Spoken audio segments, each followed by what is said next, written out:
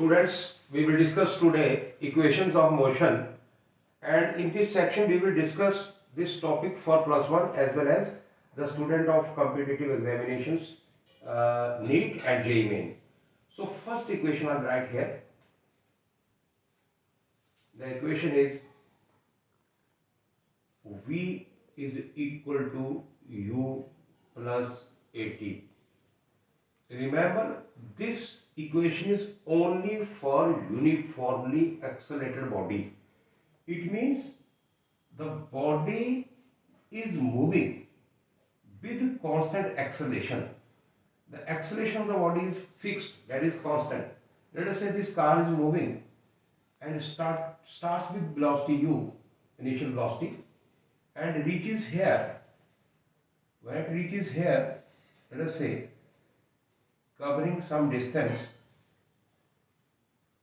then its velocity becomes, let us say, v, final velocity, and the distance covered by the car is, let us say, s, and it takes time t to reach from A to B point. This is first equation of motion, and how to drive this we can find by this equation by the integration method. So the way is, we will write here A is equal to dv over dt. Rate of change of velocity is called acceleration. Any small interval of time we can write dv is equal to A dt. Now the one thing that is important, this is the change in the velocity when there is a change in the time dt, that is for dt time velocity dv. But when we integrate this equation, you want to find the equation from point A to B, this v. It means your starting velocity is u and final velocity is v. So we will integrate, and time, your starting time is 0 and final time is t when body reaches at the b. So when we integrate dv, it is v, and let us substitute the limits u to v. Here a is constant, so take outside. Integration of t dt is t. So finally we will write here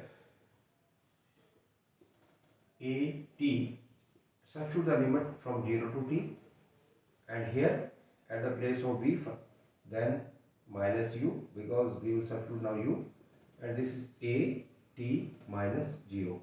So you are getting here v is equal to u plus at.